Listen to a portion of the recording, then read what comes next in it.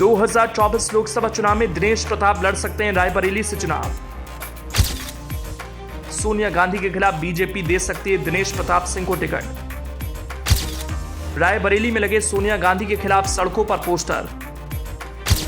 उत्तर प्रदेश से एकमात्र सीट से भी हो सकता है कांग्रेस का सुपड़ा साफ। उत्तर प्रदेश की राजनीति में कांग्रेस अपनी जमीन खोती नजर आ रही है। बता दें कि रायबरेली से निर्वाचित हुई सोनिया गांधी से बीजेपी में उद्यान मंत्री दिनेश प्रताप सिंह के पुत्र पीयूष प्रताप सिंह ब्लॉक प्रमुख हरचंदपुर ने जगह जगह पोस्टर लगा सवाल करते हुए रायबरेली जनता के लिए उनके द्वारा किए गए कार्यों पर सवाल किया। बता दें कि आगामी लोकसभा चुनाव में रायबरेली से मैदान में उतरने की उम्मीद लिए मंत्री दिनेश प्रताप सिंह ने सोनिया गांधी पर कई तीखी टिप्पणी के साथ बताया कि हमें उम्मीद है कि पार्टी उन्हें मौका देगी और उत्तर प्रदेश की एकमात्र सीट जो कांग्रेस के खेमे में है उसे भी उनसे छीनने का काम किया जाएगा और रायबरेली में भी कमल खिलता हुआ नजर आएगा।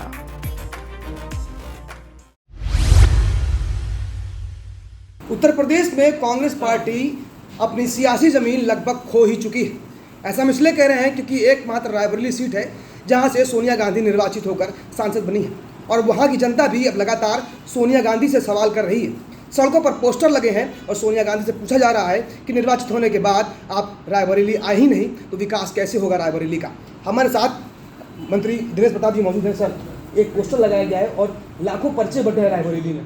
लगातार जनता सवाल कर रही है अपने सांसद से कि निर्वाचित होने के बाद एक बार भी उनका जिले में ना दौरा हुआ, ना जिले के बारे में विकास के बारे में उन्होंने कोई बात करी है। क्या कुछ कहेंगे? जनता जनार्दन होती है।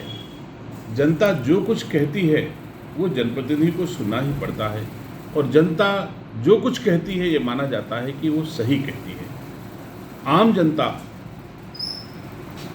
जब तक जनप्रतिनिधि जब चुनती है तो अपेक्षा रखती है कि हमारा जनप्रतिनिधि हमारे हक की लड़ाई सदन में लड़ेगा। दुर्भाग्य है कि सोनिया गांधी जी आज तक भारत की संसद में रायबरेली के लोगों के हितों और सम्मान के लिए खड़े होकर के कभी आवाज़ नहीं उठा सकी।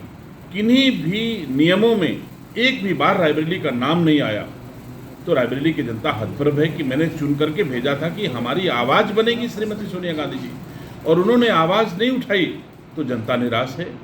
हमारे यहाँ सुख दुख शादी ब्याह तो छोड़ दीजिए, हमारे रायबरेली के बेटे शहीद हुए उसमें भी सोनिया गांधी कभी रायबरेली नहीं आई।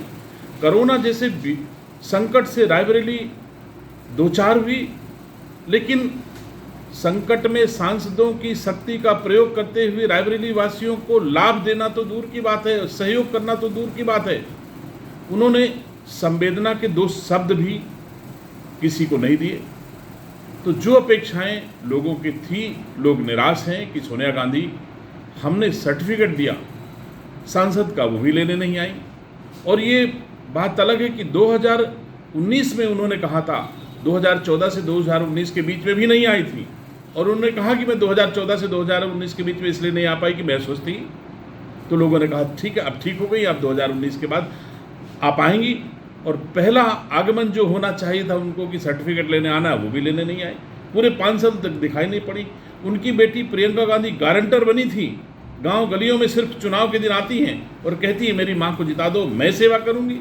पूरे 5 साल प्रियंका गांधी भी नहीं आई। उत्तर प्रदेश के तमाम जनपदों में, गांव में, गलियों में, विधानसभा में के चुनाव में उन्होंने खाक छानी, लेकिन रायबरेली में आना उचित नहीं समझा। शायद रायबरेली जाने से उनकी तौहीन हो सकती थी। इतना बड़ा घराना है कि रायबरेली के लोगों को वोट लेकर के अगर उनकी चौखट में जाएंगी तो उनकी तौहीन हो जाएगी। तो जनता इस बात को महसूस कर रही है। उनके परिवार ने सदैव उत्तर प्रदेश वासी, रायबरेली वासियों का शोषण किया। कभी उन्होंने उनकी कसौटी पर खरे नहीं उतरे हैं, चाहे जिस लेवल का चुनाव रहा हो। सिर्फ चुनाव के समय वो लोग आते हैं, चुनाव के बाद चले जाते हैं और रायबरेली को हमेशा गरीब बनाए रखने की उनकी साजिश होती है।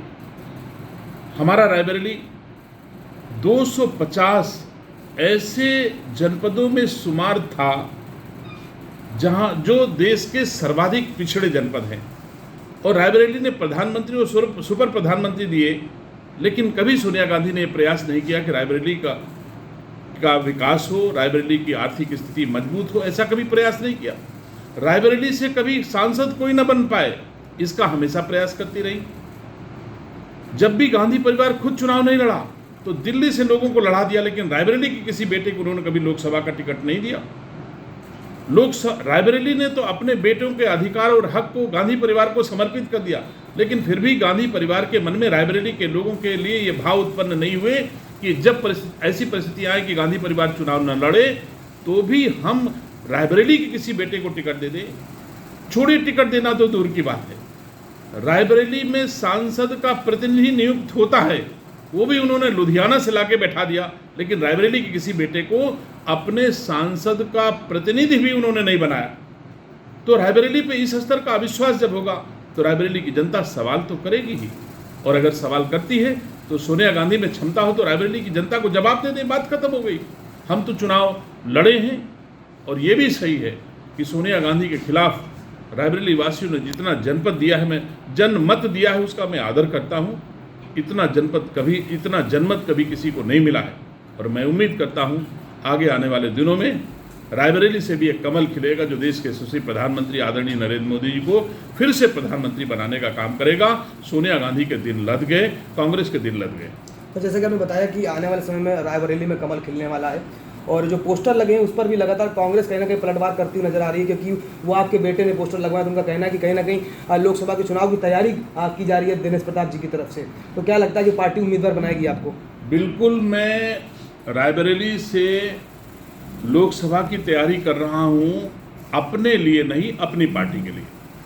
पार्टी जिसको भी खड़ा करेगी उसको जिताना और कांग्रेस को हराना मेरा धर्म होगा, मेरा कर्तव्य होगा। भारतीय जनता पार्टी के कार्यकर्ता के नाते मैं भी तैयारी कर रहा हूं। पूरा देश की भारतीय जनता पार्टी आज की तारीख में तैयारी कर रही है कि उत्तर प्रदेश की 80 में से 80 सीटों पर कमल खिले, और भारतीय जनता पार्टी का जैसे छोटा सा कार्यकर्ता हूं, अगर प्रदेश अध्यक्ष जी तैयारी कर रहे हैं तो रायबरेली से दिनेश सिंह भी तैयारी कर रहे हैं पार्टी के कार्यकर्ता के नाते कि रायबरेली में भी कमल खिले। पार्टी जिसको भी टिकट देगी मैं उसको चुनाव रायबरेली से जिताऊंगा और कांग्रेस को हराऊंगा। तो धन्यवाद। हमसे बात करें तो ये थे उद्यान मंत्री दिनेश प्रताप सिंह, जिन्होंने बताया कि आगामी लोकसभा चुनावों में यकीनन तौर पर कहीं ना कहीं रायबरेली से भी कांग्रेस पार्टी अपनी सीट खो सकती है, और वहां पर भी कमल खिलने वाला है। कैमरा पर्सन मनोज के साथ मैं इनके तिवारी।